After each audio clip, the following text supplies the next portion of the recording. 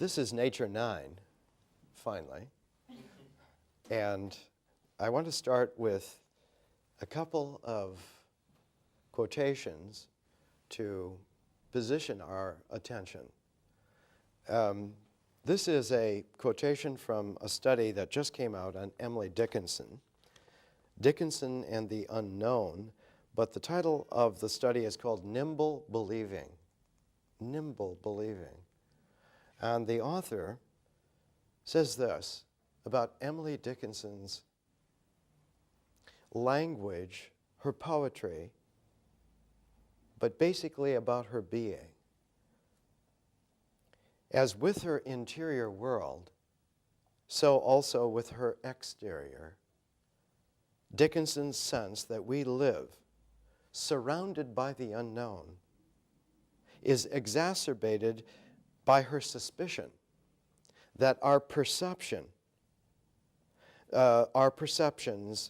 do not put us directly in touch with the world we perceive. According to her radical idealism, the very act of perception divides what is perceived from the perceiver. Perception of an object costs precise the object's loss. The object in this poem recedes into the distance, a perfectness by virtue of being perceived, but also heavenly far. Now, this quality of our ability to perceive objectiveness, severing a tie which was there and now is not there, releasing the object into a suspension which becomes distant in the sense of almost as far away as heaven itself, leaving the observer cut off, is very, very interesting. The Chinese phrase that reoccurs in the I Ching all the time translates as, heaven suspends its emblems.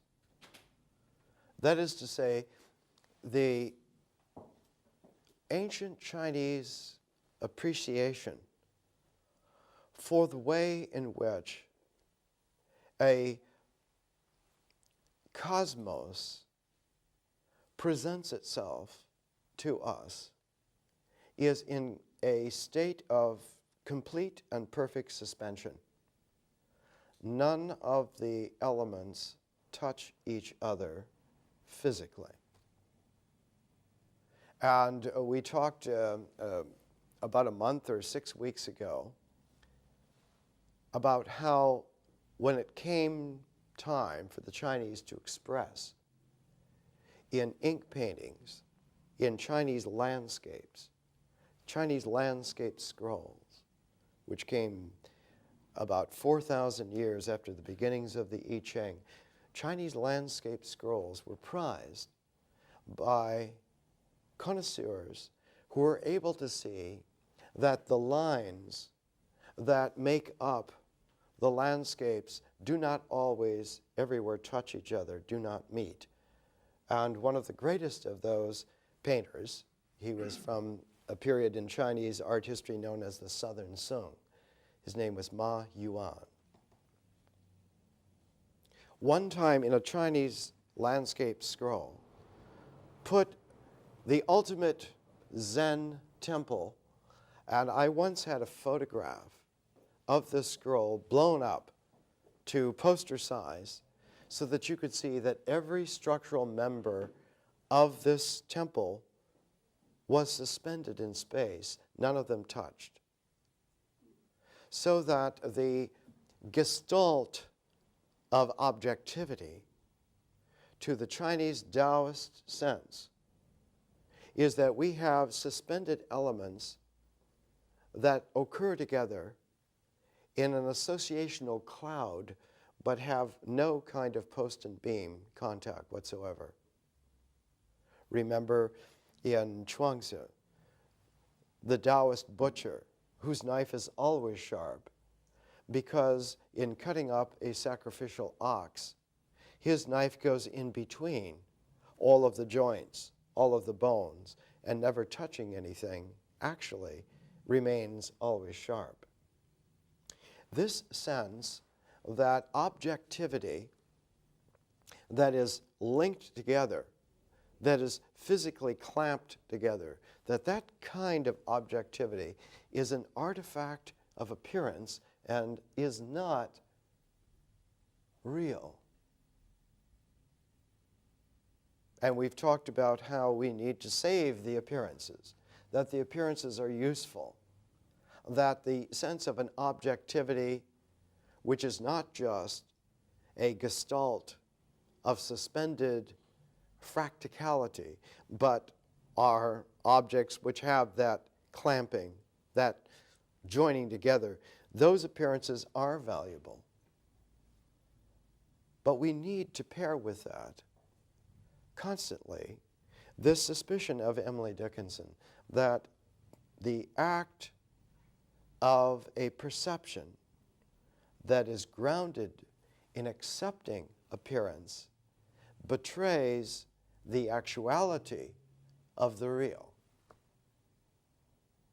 Now, this is a very ancient wisdom notion, and not only for the ancient Chinese, but we have looked at how the ancient pre-Socratic Greeks also had this conviction that appearance always presents us with a polarized veil of objectivity, which on one hand we can work with. On the other hand, we need to be suspect of it because it is not ultimately real, not ultimately true. The pre-Socratic Greek that we brought into play so that there was an east-west synergy, a contemporary of Lao Tzu named Parmenides. Both of them lived in the 500s BC.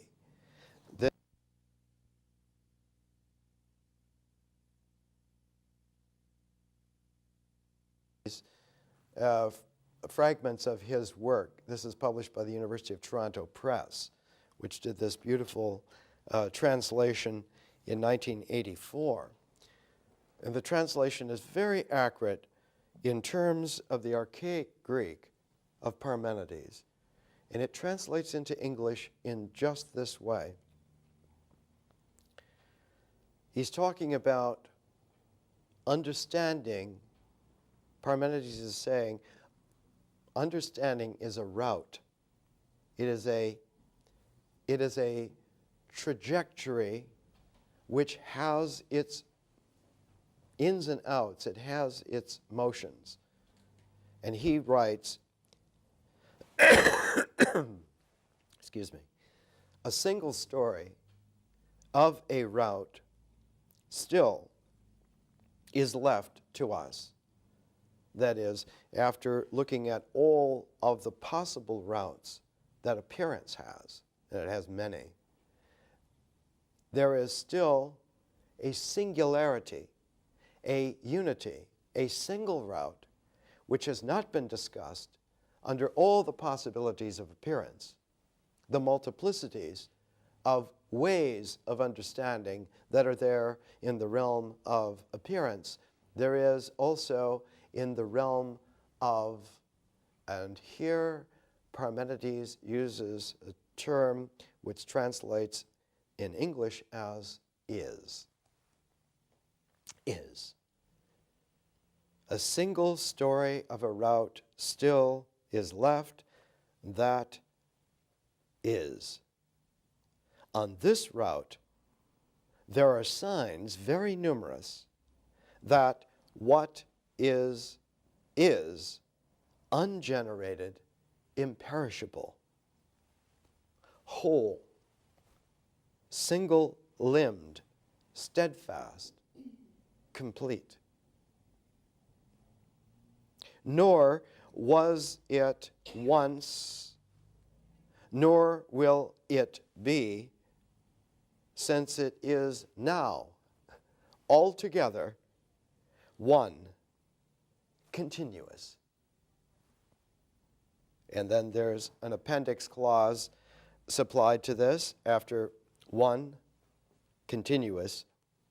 The clause is, for what coming to be of it will you seek?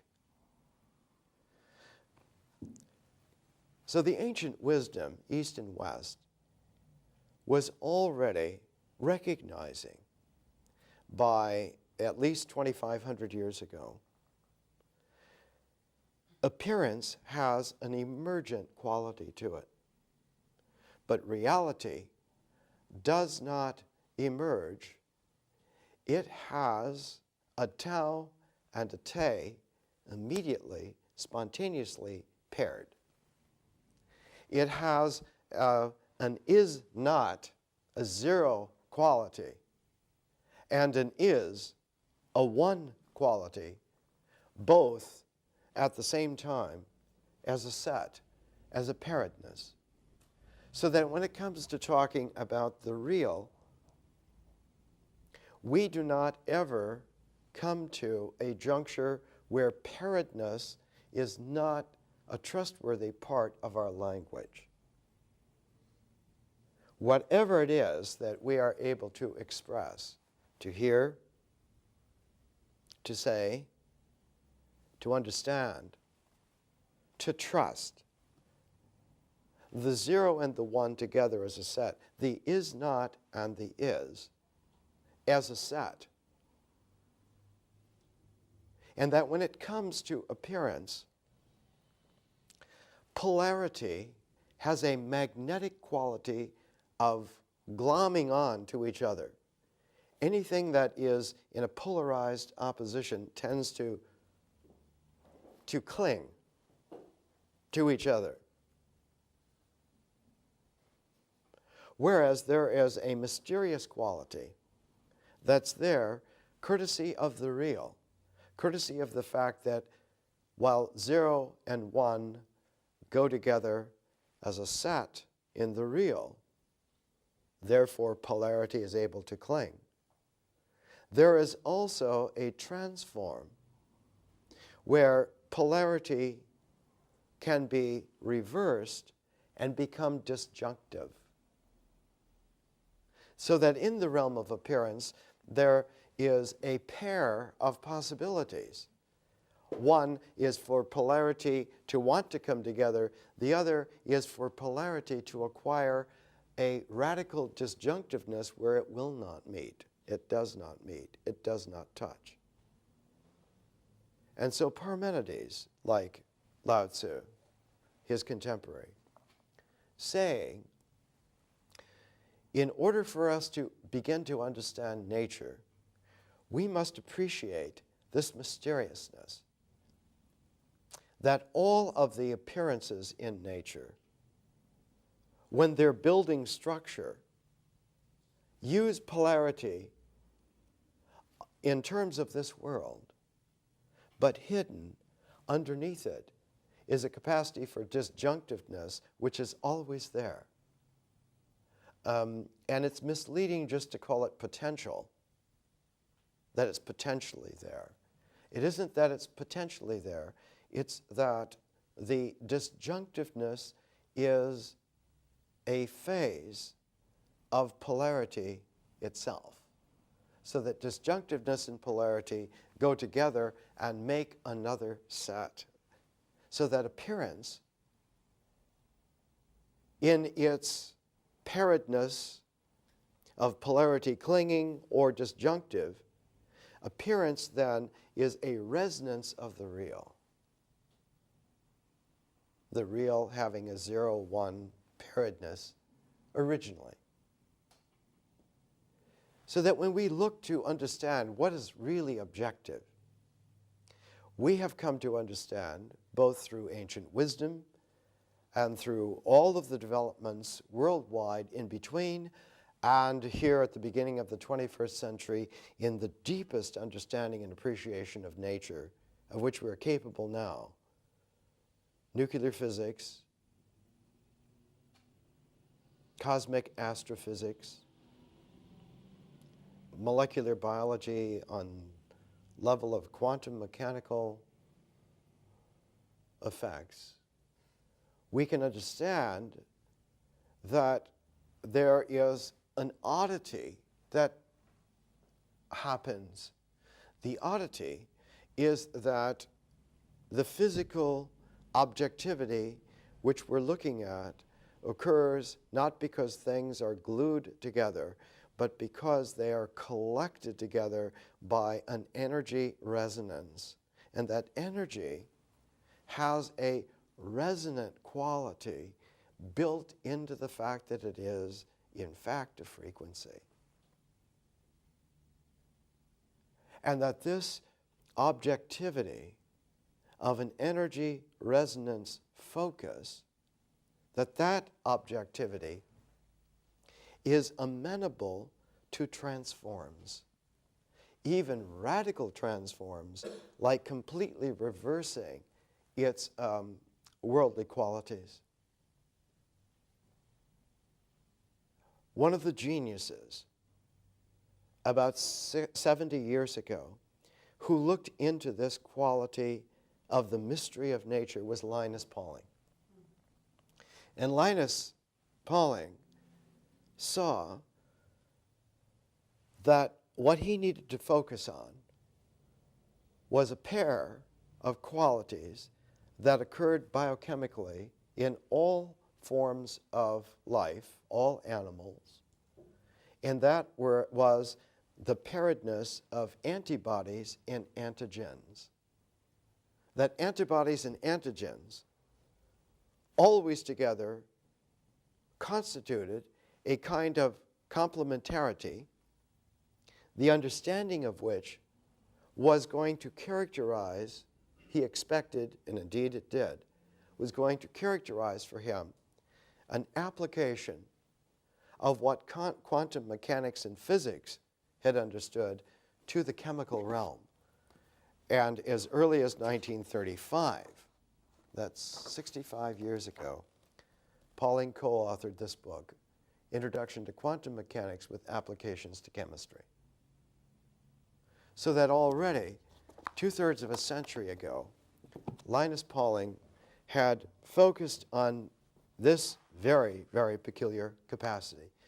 The capacity for what is and what is not to have a disjunctiveness, but also to have, in the realm of appearance, a polarized phase which tends to want to collect them together.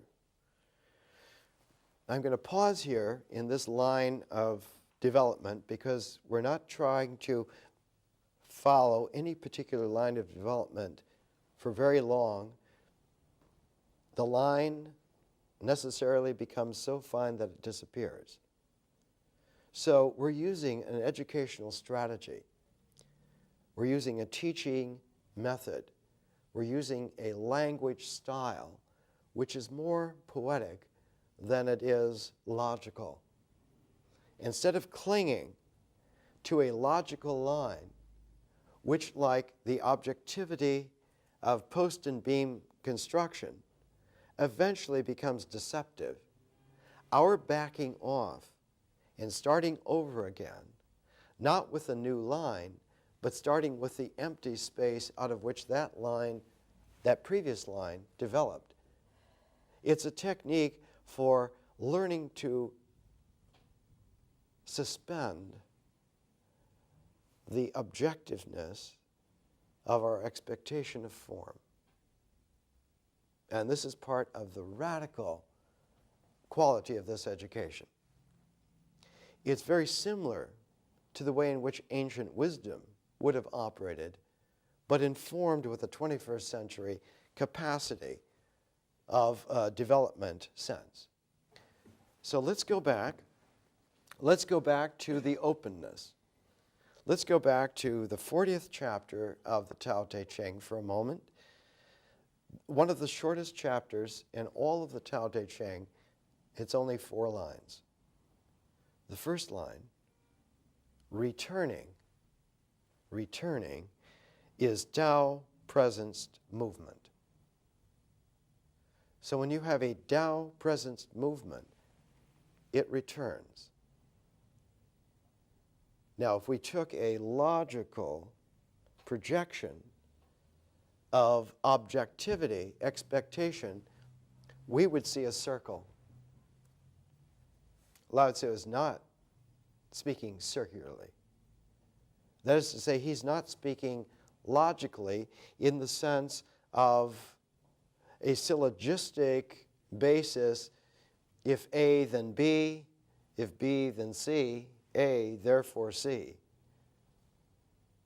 This kind of syllogistic logic eventually can be integrated to a very simple form, which is called a tautology. Its eventual discursiveness depends on you believing that A equals A. And what Lao Tzu and Parmenides and 5,000 or 6,000 other wisdom teachers are saying is that A does not equal A. This A is distinctly different from this A, always. And that the equals is a process which involves something even larger and more comprehensive than the A's being put in apposition to each other. The second line of the 40th chapter of the Tao Te Ching is, yielding is Tao presenced function. Yielding. Sometimes the Chinese word can be translated not only as yielding, but it has a further resonant connotation of accepting in the sense of letting something be. Yielding as to let something pass, to let something continue. 0 yields to 1, and in yielding to 1 in no way impairs its zeroness. That 1 is in no way impairs that 0 is not. So that the is and the is not, the 0 and the 1, are disjunctive in an appearance mode. They go together in a complementation in reality without disengaging their distinctive difference.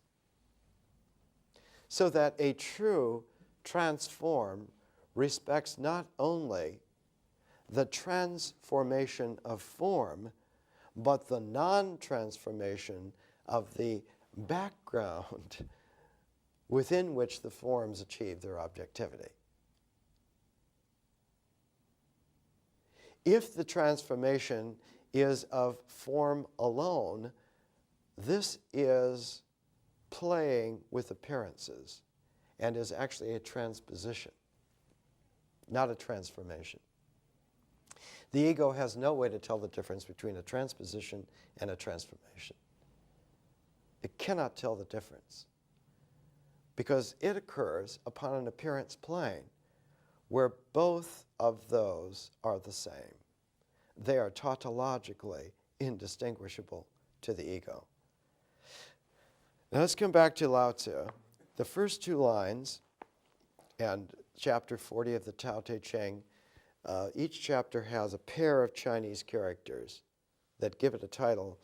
The pair that titled this, I've translated as avoiding function. Avoiding function is a variant of not doing, wu wei. But it's not doing. It's avoiding function as in yielding and not exercising the impulse to make a function, either to make a function happen or to expect that something is functioning, to expect that something is working, to want to check, is it working? This entire skein of expectations is a projection and has no bearing upon the real and has a deceptive bearing upon appearance. Now, all of this amounts to the fact that without this kind of sensitivity that we're skirting, we do not have an appreciation for the mystery of nature. We make assumptions about nature as if it were a collection of things that stick together, and by sticking together, build up this world, and that we can only trust it if it has this gluing capacity. I'm reminded of one of the best expositions of this particular dilemma, not as a dilemma, but as worldly wisdom, was in one of John Milius's screenplays, the film Conan the Conqueror. A most excellent kind of a film, a great screenplay. And at the beginning, the young Conan is listening to this wise old man who's telling him about the world. And he's saying, there are no men that you can trust. There are no women you can trust. And then he picks up his sword and he hits his hand. He says, this you can trust. You can trust steel. In a way, the ego in its world can only trust the sword, does not ever have, cannot allow itself to have an appreciation of the mystery of nature. And to wisdom, this entire skein has the quality of a cartoon. The world of the ego, to the wisdom eye, is a cartoon world. And its certainty is believing that in the realm of language, the most trustworthy language is that that's reducible down to the byte, to phrases which are condensed to the sound byte.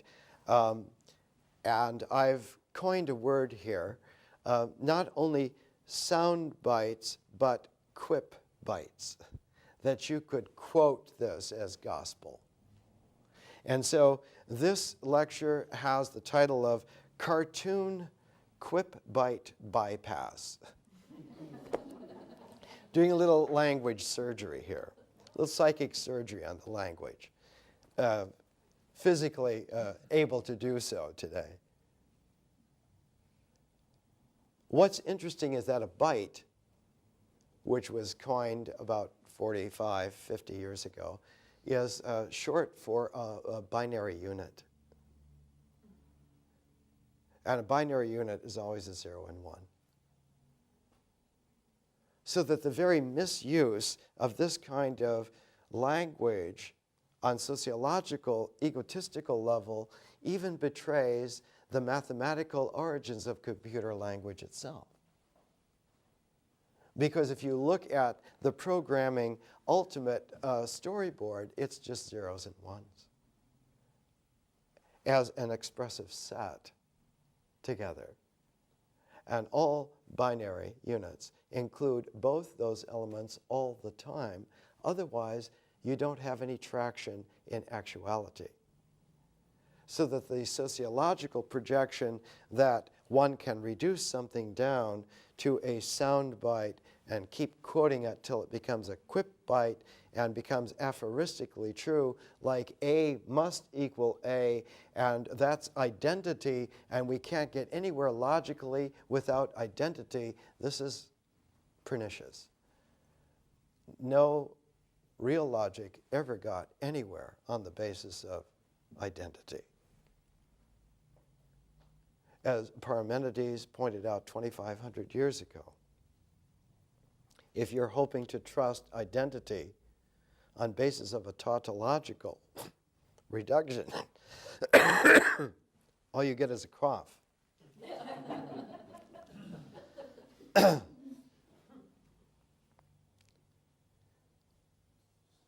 But every time there's a projection, there's an overcompensation.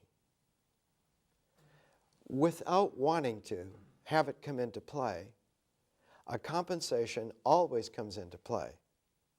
And it comes into play in terms of the real, not in terms of appearance.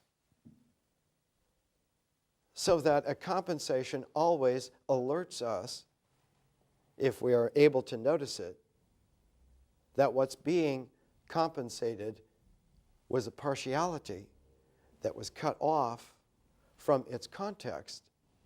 And the compensation and the cutoff element together as a set form an interesting kind of apparatness. And if one were able to make one's way through this kind of apparatness, you would actually gain traction. And this is the whole theory of therapy. That there is a traction to be had by pairing together compensations and partialities. But there's a limit to that kind of therapy. That therapia is only effective to reinstate the realm of polarized appearance to its capacity to transform. It in no way affects your ability or capacity to appreciate the real. So that the best that you can do is you become free and easy in the realm of appearance. But it in no way deepens without a deeper, true transform that opens polarity into its complementarity possibilities. Let's come back to Linus Pauling. Let's make it back to Linus Pauling by bringing in the last two lines, the third and fourth line of Lao Tzu's Avoiding Function, chapter 40 of the Tao Te Ching. I'll read the first two and the last two together so you get the four-line, you get the quaternary, the quatrain. Returning is Tao presence movement. Yielding is Tao presence function. Heaven, earth, the 10,000 things, resonant by existence. Existence is consonant with the empty. So that we have a resonance and we have a consonance that form a set, that form a pairedness themselves. In terms of energy, in terms of dynamic, in terms of the dynamic movement, which is always a temporality, the dynamics of time, and the energy resonance of the focused existential space, so that time and space, energy and dynamics, together have a resonance which is built upon the polarity capacities, both coming together and disjunctive. And those two have a relationship with a deep consonance, the consonance between 0 and 1. The consonance with the entire unity of all that is in complementarity to the is not which never is. The Chinese phrase for this pair, of course, Tao and Te. Te having the sense of power, that existence has a power. It has not only a power to emerge and keep emerging and to sustain itself, to stabilize, to occur and to keep occurring, but also to reoccur, to come back into a play again and again. If we look at this in terms of our friend Linus Pauling, he writes in this way: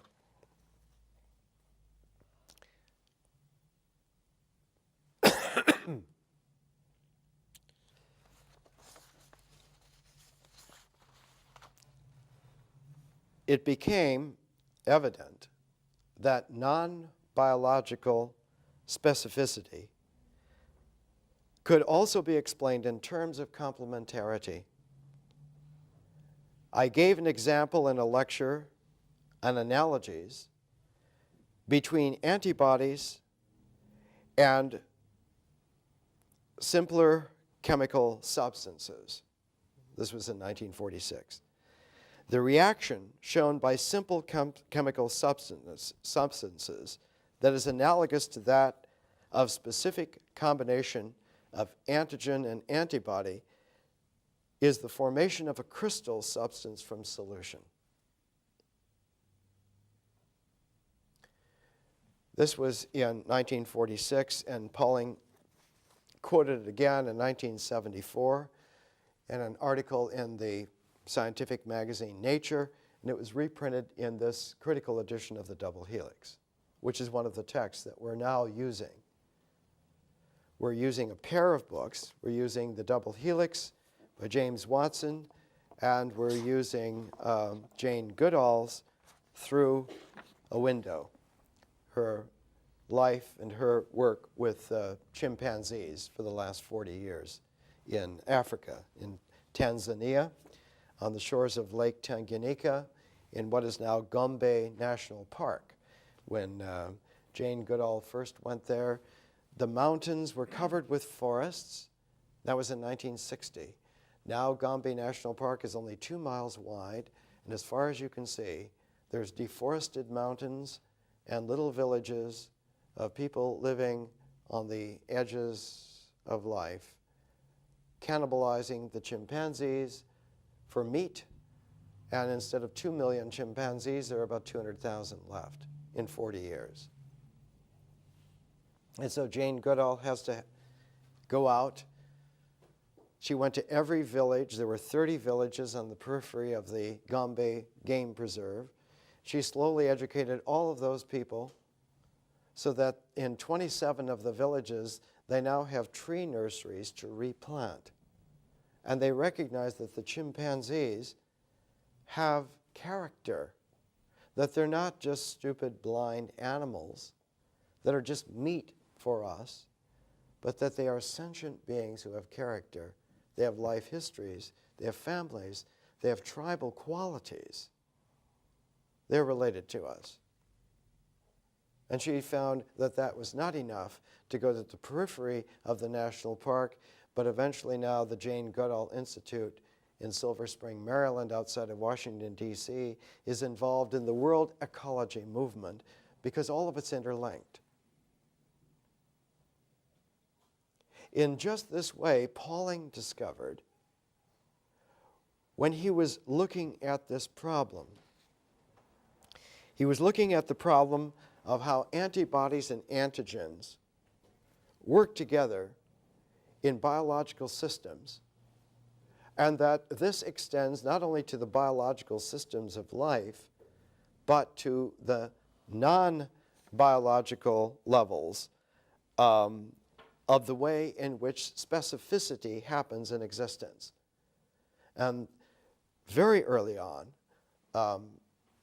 in the 1930s already, even before this 1946 article in Nature, quoted in 1974 and reprinted in 1980 in this book, even in the 1930s, already Pauling had a prototype of how reality occurs, that it gels out of a solution like a crystal that emerges when the solution is saturated.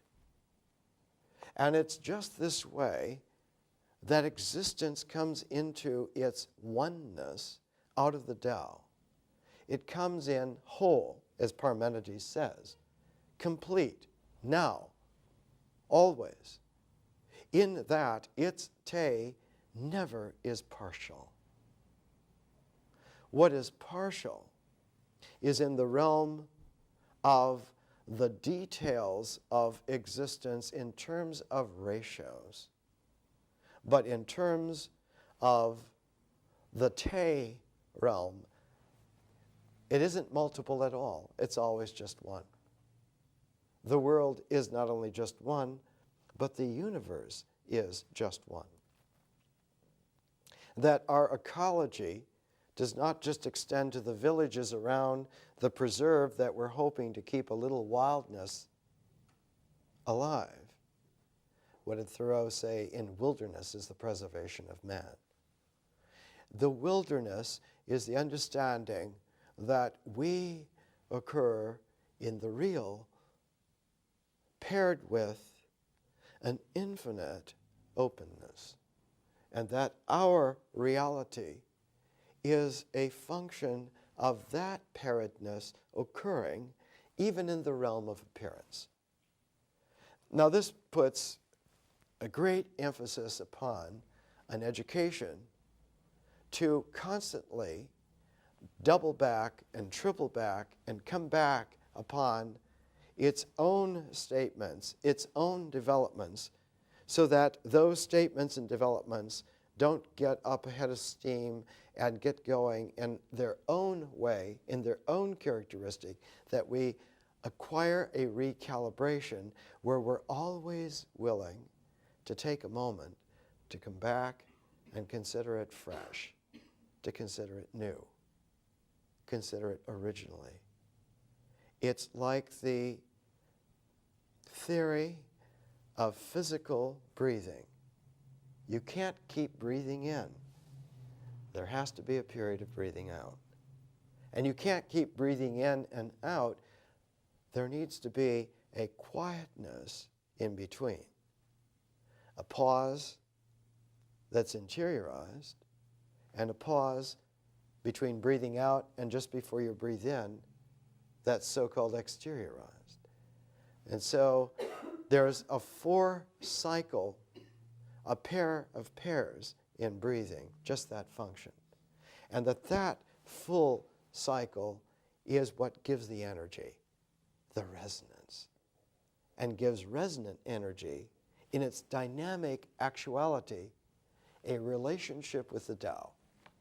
And when that's there, the India word for this was prana.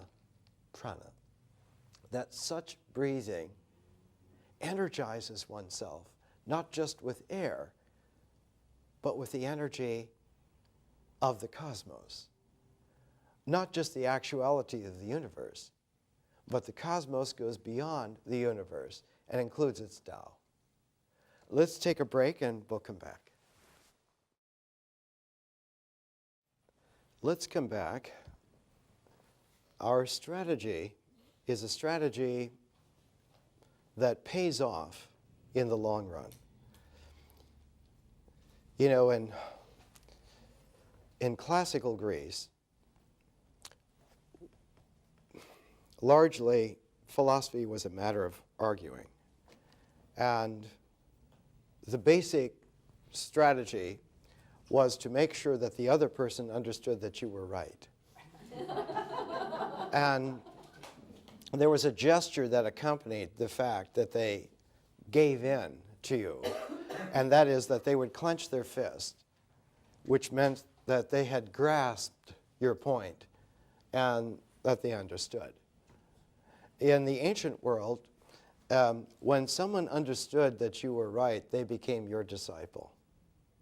This was true everywhere from India to Ireland.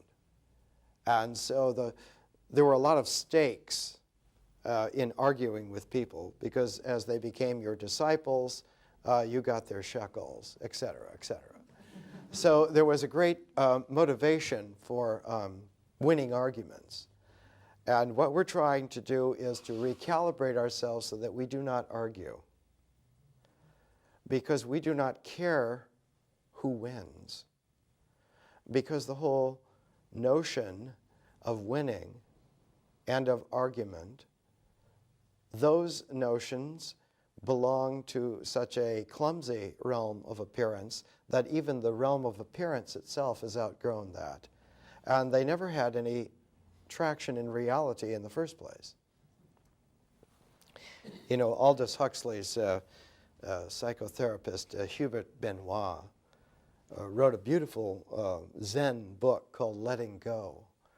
And he said the great point that he got across to Huxley, who was a 6'7", highly opinionated, tremendously intellectual character from the 20s and 30s. But finally with Benoit, he got the point that there was nothing wrong with him in the first place. And because there was no problem, it was foolish to seek for a solution. In Letting Go, Benoit shows that the Zen resides in recognizing that the problem and the answer do a duet together, a pas de deux, but on a stage that's completely imaginary, and therefore you don't have to pay for admission.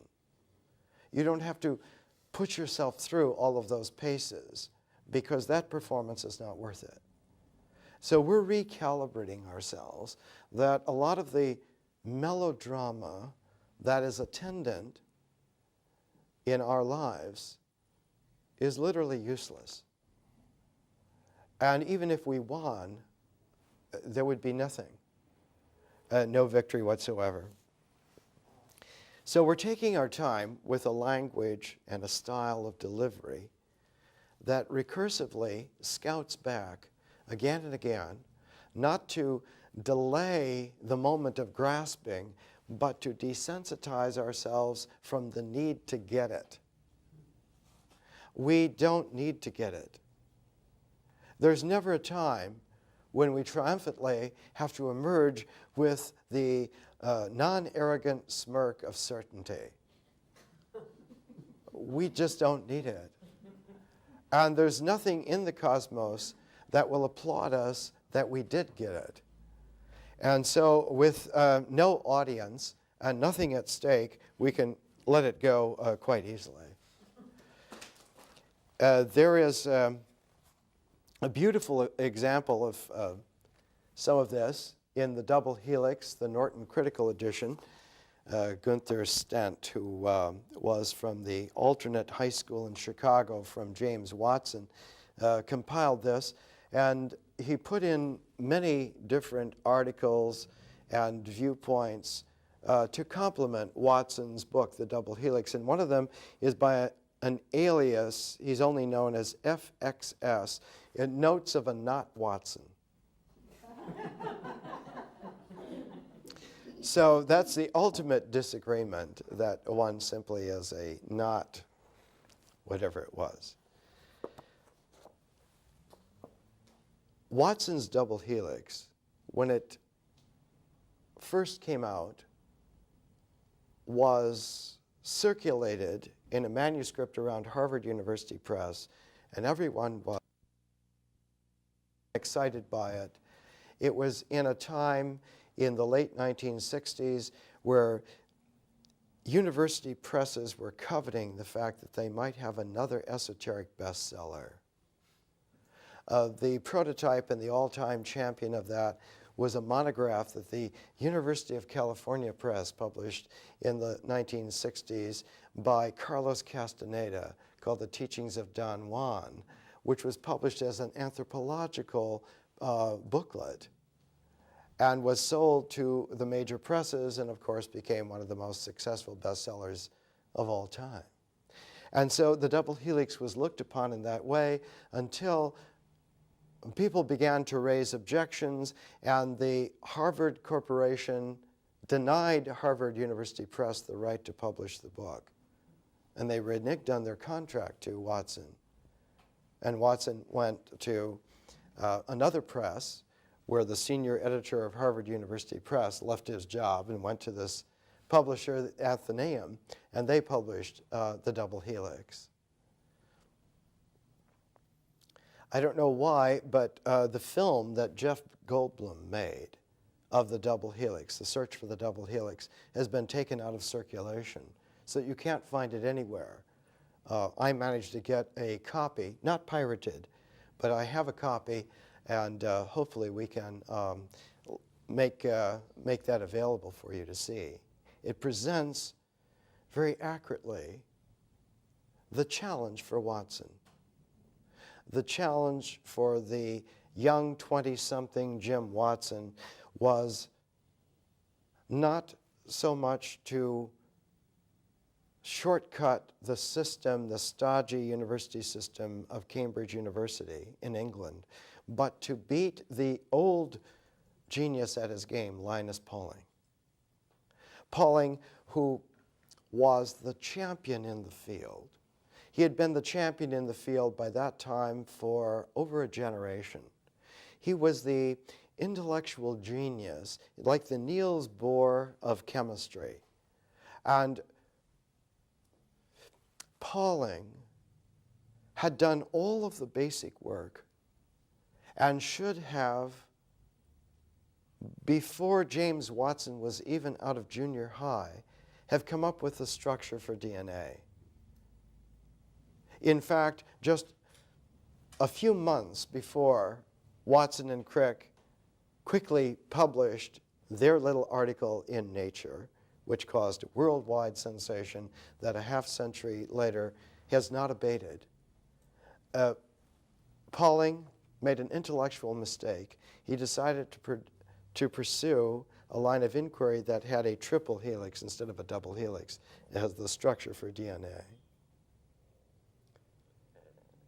This went in face of Pauling's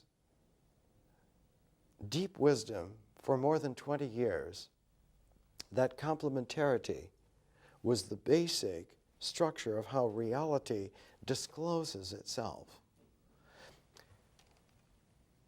He got the notion of deep complementarity from Niels Bohr. His book on the quantum mechanics of chemistry in 1935 already understood that there was something deeply involved here in the way in which surfaces which come together have not only the principle of the exchange of centers, that principle of the Tai Chi, the center of dark in the light, the center of light in the dark, is the mutual exchange of centers. That the true meaning of equilibrium in a pair of continua in appearance is that they exchange. And we will see that this is one of the deepest principles in which existence respects the mystery of nature. That exchange is the only focus where fertility, where creativity actually occurs. And we'll see when we get to the ritual section in another month that all human ritual has exchange as one of its principles. Not that I give you something and you give me something, but that our exchange is on the basis of a mutuality of centeredness. So that Tai Chi symbol, that mutual exchange of centers, that Tai Chi symbol which Niels Bohr put on his family crest, Linus Pauling took it a step further and understood the nature of bonding, that there's not only exchange, not only is the principle of exchange of centers true, but the bonding of surfaces mutually also occurs. And this was the theme of his greatest work. It's still in print. The third edition of 1960 is still in print. The first edition came out in 1939, The Nature of the Chemical Bond, the Structure of Molecules and Crystals. Remember that Pauling took for his model of how Tao Te worked together, that the crystal emerges whole out of the solution when the solution is saturated.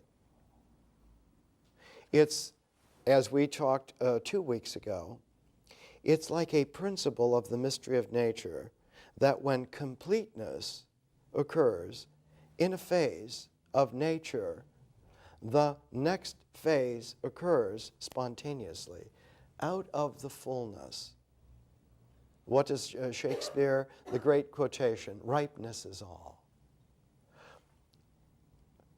So that we'll see that in human culture around the planet for all time, one of the savviest qualities of ritual is this exchange on the basis of centeredness, of an equilibrium which is shared and mutual, but also an annealing of surfaces together. And that those surfaces annealed together are what we call now bonding, and that this is true all the way to the molecular world. That atoms stay together because they have annealed their surfaces together and have an exchange capacity of centers together. That when the bonding is there, of the surfaces coming together and staying together, the atoms remain themselves but enter into a molecular structure, which can be characterized by a crystalline quality. So that the earliest of the experiments that Linus Pauling in the early 1930s already was doing were a pair of qualities of diffraction. He wanted to have the crystalline structure of solids and to photographically investigate the diffraction patterns of light out of those crystals, and also a diffraction pattern that came out of gases, so that those pairs of diffraction patterns could be analyzed in such a way as to yield the molecular structure of reality, which was unknown at the time. Now it's known to such an extent that one can find a simple little science book by Pauling and Roger Weir, The Architecture of Molecules. And it's like a little children's book that shows us the molecular structure of viruses, of various molecules, including in here the structure of a polypeptide chain, a very complex series of molecules linked together, and it is polypeptide chains that produce the proteins. And it is in the folding of the polypeptide chains that the surfaces come together, and that complexity of intersurface bonding on the scale of a polypeptide chain allows for the stability of the product, the protein. We now know by the early 21st century, this is actually almost medieval in its presentation. We know by now, some 15 years later, that there are a limited, though large number of proteins, and there's a possibility of doing a genome of proteins. Not only can we do a genome of all the possibilities of DNA, so that we would have a complete spectrum of life available on this planet, indexed by all of the DNA, all of the genetic possibilities, but there is a further, the science is now called, the 21st century science, proteomics. It means the science of protein structures. And that one eventually, some 8 to 12 to 15 years into the century, will be able to literally have a phone book of proteins as well as a phone book of DNA structures. The difficulty is, who are you calling? What will you say? Because the conversation is such that if you work only with the mind that was trained on the realm of identity-based appearances, there is not anything to say, nor is there anything to hear from such phone books.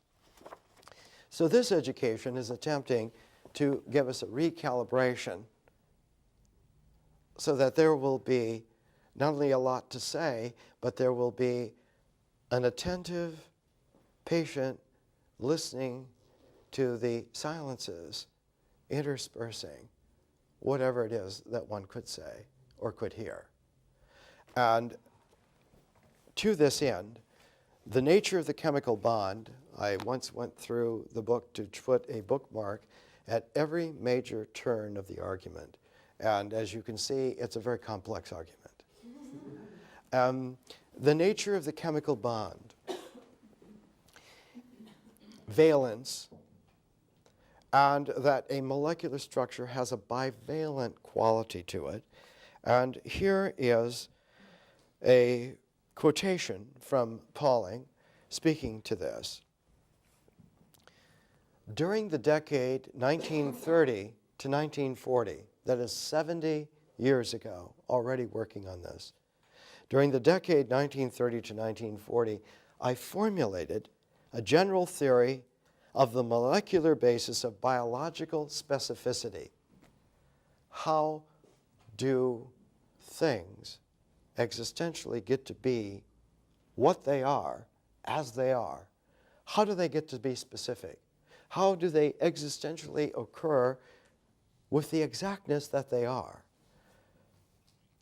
This involved the idea that biological specificity results from the interaction of complementarity molecular structures with hydrogen bonds among the most important of the weak intermolecular forces. That is to say, in between atoms of, say, oxygen, nitrogen, carbon, you will have atoms of hydrogen. And the atoms of hydrogen will hold together in a rather weak way. What's necessary here for molecular stability is that within a certain heat perimeter that the hydrogen bonding hold as long as that thermal spectrum is within the realm of feasibility.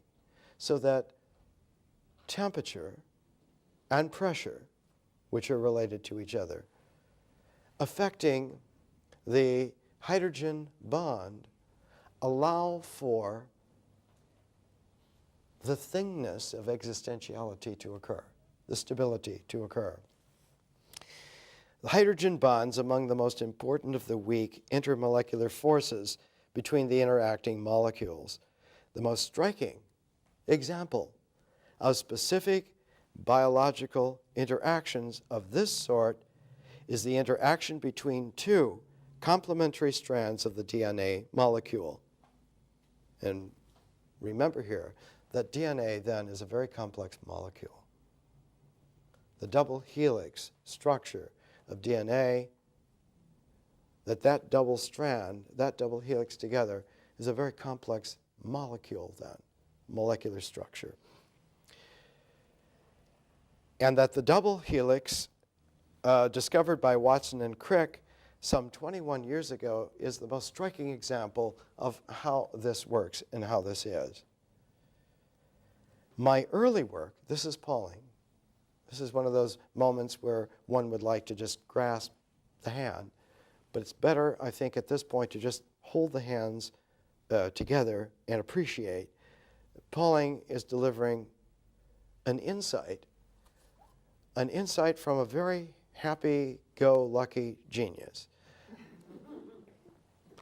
There was somebody in the 1970s who was doing typology of UFO inhabitants and came up with the ultimate UFO genius were called octave doctors. Those aliens who were at home in the complete octave of expression and who knew how to reinstate everything back into its health on this basis. Here's a terrestrial octave doctor at his most insightful. My early work was on the determination of the structure of crystals by X-ray diffraction technique, the determination of the structure of gas molecules by electron diffraction, and the application of quantum mechanics to physical and chemical problems, especially the structure of molecules and the nature of the chemical bond. So that in between the two diffraction methods, X-ray diffraction, which was the key to Watson and Crick finding the structure of the double helix of DNA, and electron diffraction of gases. And in between those two diffractive analytical techniques was the synthesizing line of development of quantum mechanics. That is to say, the realm that Niels Bohr was famous for in physics. The quantum realm, based on a 1900, exactly 100 years ago, mathematical observation by a man named Max Planck. That reality, in the physiological sense, occurs in a discrete way because the energy has a definite value, no more, no less, and establishes that particle as a quanta. And that the energy continuum within which that happens has a discontinuity. There are realms in the world of things where energy does not record, so that from one point to another, the energy must jump in order to gain traction reestablished in the world of appearance. That those are the quantum jumps. So that energy resonance occurs with a specificity and an exactness in appearance because it does not have an objective material continuity, but has a discontinuity within its spectrum. This later on was in fact discovered to be one of the basic qualities of a spectrograph of light from the sun, of starlight, of sunlight, of any star, it turns out. A man in Germany about 180 years ago named Fraunhofer discovered that in the spectra, if you blew up the spectra, the rainbow spectra that came out of a prism, just like the prism that Sir Isaac Newton used 300 years ago to diffract sunlight into its rainbow, that if you blew that rainbow up, there are dark lines that occur, they're called Fraunhofer lines, and that those Fraunhofer lines occur exactly where minerals or metals occur. That they do not occur in the light rainbow, but they're included as dark lines because that is where the elements are there blocking that transmission of energy exactly at that frequency.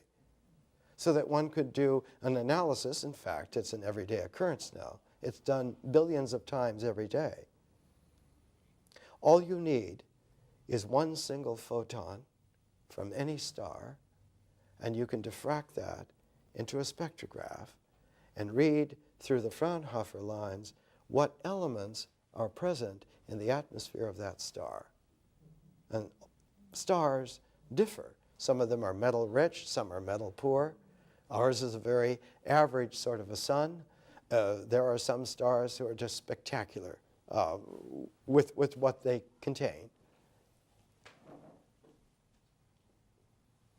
If we depended just on what we could grasp, we would never understand the scale of intelligence. We would have no ability whatsoever to position ourselves in a suspended wisdom long enough to appreciate the mysteriousness of actually what is there and what is not there, which is a part of what is really occurring. So this education and the language that I'm using, not just a language style, it's a poetic formulation of language that's in a very long tradition. The English that I'm using begins about 1,300 years ago with Beowulf, Old English. At that time, the English language was heavily Germanic in its leanings. Heavily Germanic and yet able to express, because of the nature of the vehicle written at the time to found the language. Beowulf was an epic poem meant to convey two different, incommensurable cultural archetypes.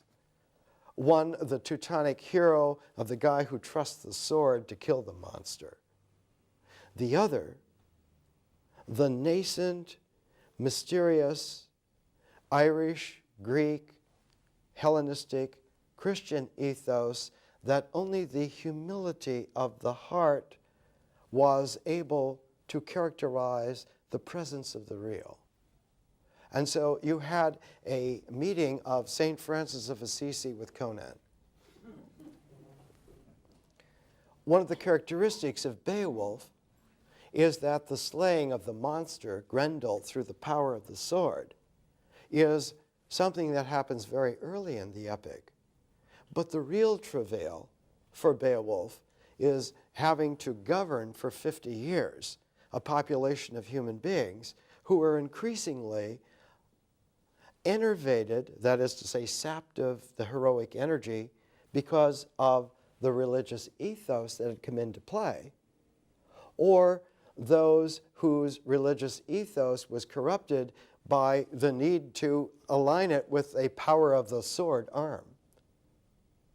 So that the difficulty in Beowulf as an epic character is to have the courage of heart as well as the strength of arm to encourage his kingdom to exist for 50 years under his kingship and his leadership. And the proof of his ability to do this is, could he return back out of a secular society to a heroic encounter again with an even worse monster? Not Grendel returning, but Grendel's mother. And it's Grendel's mother, the battle of which is the end of the epic of Beowulf. And it ends with the death of Grendel's mother and also the death of the hero Beowulf. 1,300 years ago, Old English, because of this incommensurate, this disjunctive polarity that had to go together and could only go together on the basis of a transform of the language, an epic transform of the language that allowed for the disjunctive polarity to be turned mutually so that the two formed a complementarity. They never went together in a realistic polarity. They were always disjunctive, but they were held together in a complementarity ratio. This is what I have taken to call, I've used the phrase for many years now, a ratio of the real. The heroic warrior was never reconciled to the humble monk. They were never reconciled, but they were held together in a pair by a ratioed vision. And it's that ratioed vision that formed the basis of what for 1,000 years was called rationality. The ability to understand that this world and the next, which is completely different from this world, have a blending together, not by melding, but by being held together in a ratioed set. And it was this rationality that was the deepest quality of the conviction in the medieval period. Not an easy thing to balance at all. Something that went astray at a moment's challenge, at a moment's difficulty. That realm changed after 1,000 years when Chaucer came along and refashioned English again with another transform. He saw that the ratios, that ratio of the warrior and the meditator, the prayer person, I hate to say monk because that's a stereotype, but the contemplative and the hero were only held together by a ratio which had objectivity, not in the mind. The medieval conviction was that it was in the mind, that the mind was rational. Whereas the discovery increasingly was that the mind is not rational. It does not hold ratios like that. Where the ratios are held are in a realm of objectivity that we call the person. That there is such a thing as the classic statement was a spiritual person. The more accurate statement is a differential person. That the objectivity of the person in a differential mode is able to hold ratios stably. So that the human person was the achievement that was necessary to make the ratioed realm possible. If one tried to hold the rationality in the mind, it automatically decayed to a level of ritual comportment without anybody wanting it to, even struggling against it. And so, in a way, a lot of the decayed logic of the Middle Ages were forms of black magic. A very, very peculiar situation. And the need to compel on the body level is always engendered in this. Someone who tries to physiologically coerce to make an argument stick is the very nature and basis of tyranny. And one can see very quickly how the political realm devolves without anyone being to blame, with the artifactual, massive incidents of regression happening all by itself. There's no need to look for bad guys. The process itself is suspect. Chaucer's revision of the whole English language was a part of a movement in the 14th century where English was taken out of its old English matrix and transformed again so that the ratios were not held in an integral way, but they were held in a differential way, the way of the person, so that the focus of Chaucer's language is in people. The great phrase from Chaucer, he himself characterized his poetry as being about a fair field full of folk, about the whole realm of human beings, of human nature, of humanity. You do not find in Old English an operative concept of humanity in the Chaucerian mode. You do not find in Old English literature at all any respect for a family of mankind as any kind of ideal, as any kind of ratioed archetype by which one could trust.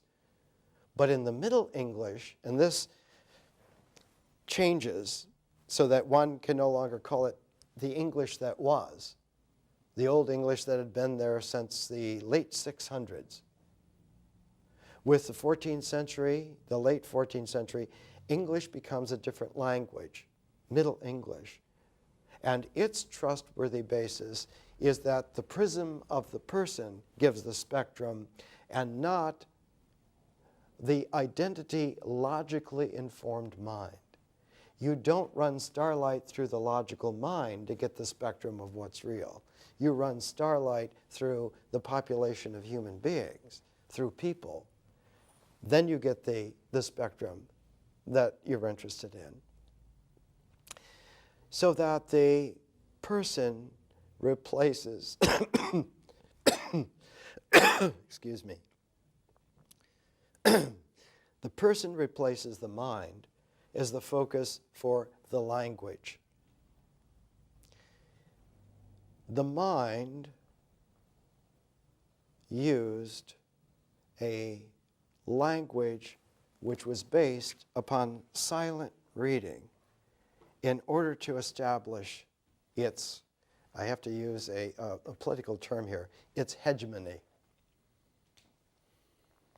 If you go back to classical antiquity, if you go back to the Greco-Roman age, and you went into any school, you would hear a cacophony of students reading out loud.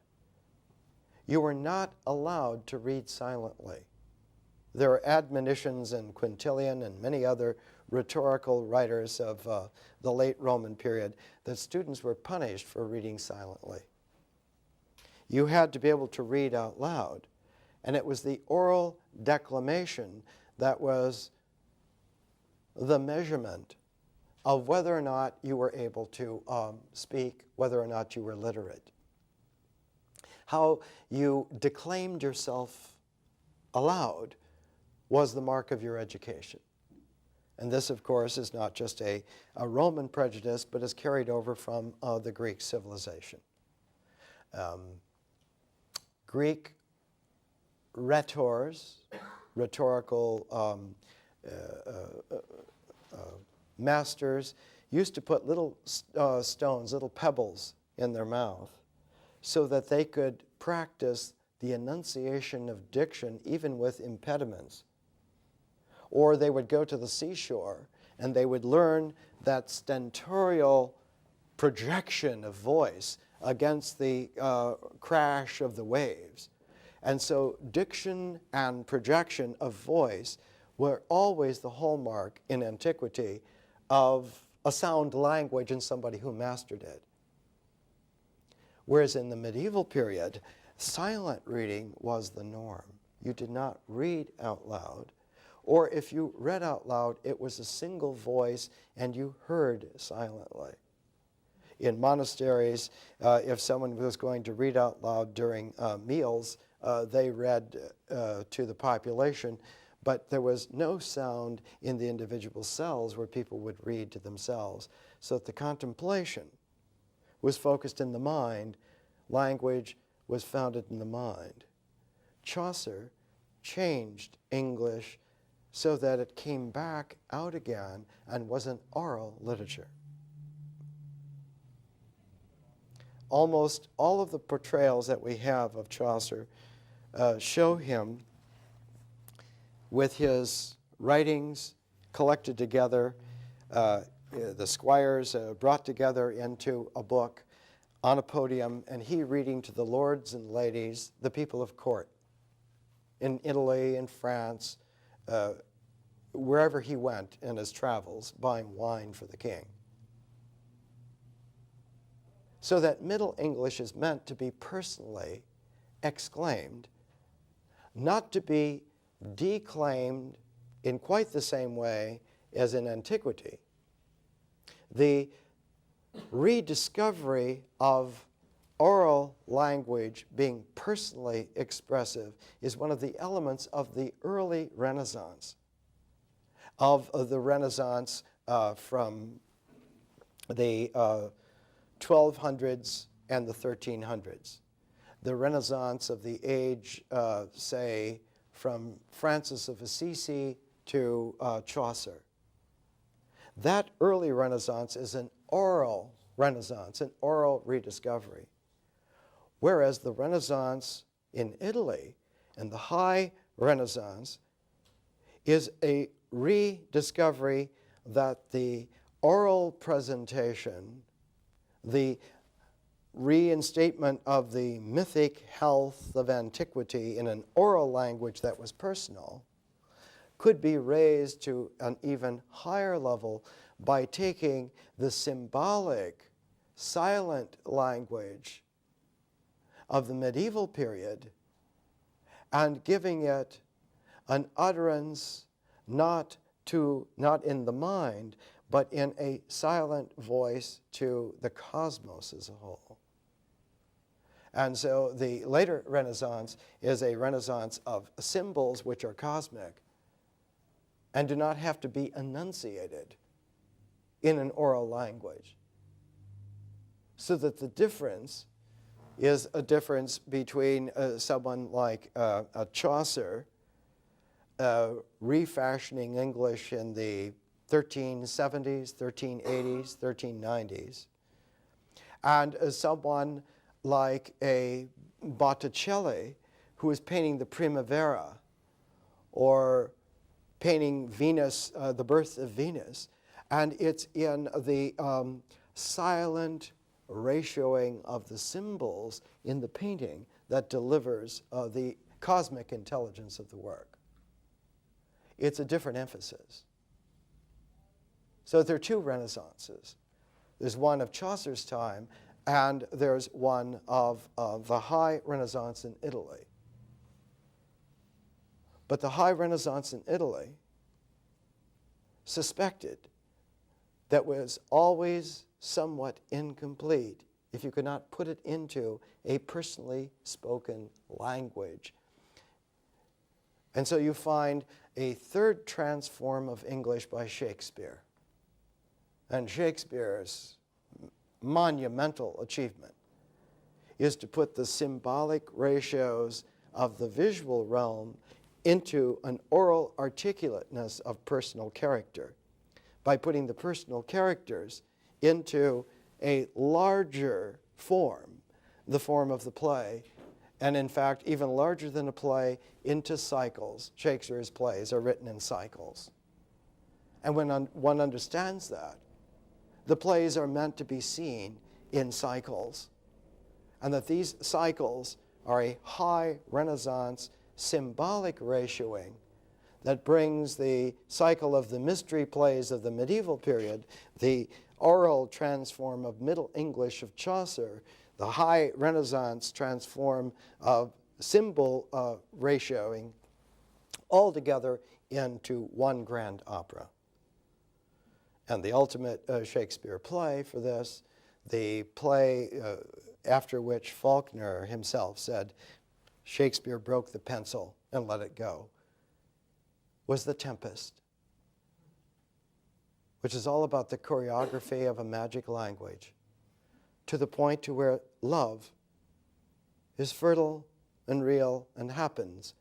And after that, the magician should take off his cape and make magic no longer, but to let life be. More next week.